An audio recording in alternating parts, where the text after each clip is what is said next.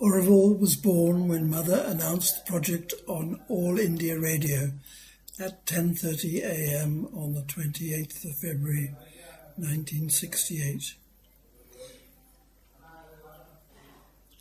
Looking at Auroville's birth chart, there are some interesting features which reflect what we know of the Auroville we all love.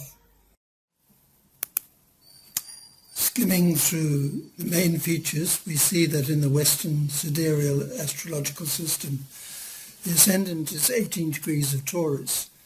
Auroville was a desert when she was born, but she now has a wide selection of good food restaurants, and some of the guest houses reflect a degree of luxury only seen in big cities in India.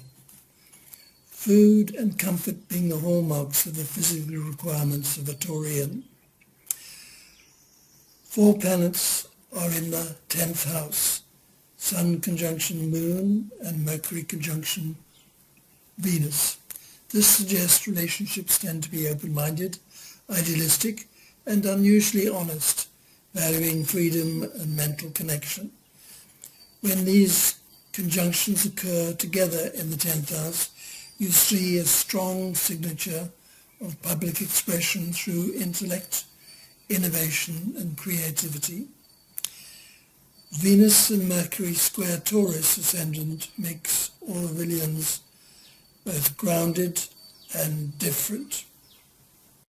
The next chart shows the planets which are moving forward and are called transiting planets. They are coloured in green around the outside of the chart. This sequence can feel like a Saturnine apprenticeship, and in Pisces, this translates into turning intuition, compassion, and sensitivity into practical service. Early in the transit, it's about defining yourself, the Sun. Then emotional maturity, Moon. Then healing old pain, Chiron. Finally, disciplined drive, Mars. If you engage consciously with each phase, by the end you often emerge steadier, wiser, and far more effective at manifesting Piscean ideals in tangible ways.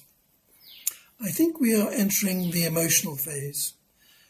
Right now, we are in a critical phase with Saturn and Neptune conjunction in the first degree of Aries. The first degree of Aries corresponds to the vernal equinox. This happens when the Sun crosses the celestial equator, moving northward, marking the start of spring in the northern hemisphere, the balance of day and night, and the beginning of the astrological year. In astronomy, the point is called the first point of Aries. In some mystical interpretations, including Sri Aurobindo's evolutionary philosophy, the Aries point represents the descent of a new evolutionary impulse, the fire of transformation, and the beginning of spiritual cycles affecting humanity. This is why some astrologers connect major historical shifts with planetary alignments around this degree. We are witnessing this in the Middle East as we watch the destruction going on. May I also draw your attention to the fact that Saturn, the planet of karma and restriction, conjunction Neptune, which governs oil in the sea, explains why the restriction of oil tankers passing through the Strait of Hormuz is how the Leela is playing out at this very minute. Isha Mukherjee was a close disciple of Sri Aurobindo. She had many visions, and in one of them, Sri Aurobindo said that the darkness the world will be engulfed in would not last forever. The dark night of the soul started in 1995 and would end in 2035 when the light would come. The Japanese Zen master, Dogen Zenji, stated, "Life is like the reflection of the moon. in a drop of dew on the beak of a waterfowl.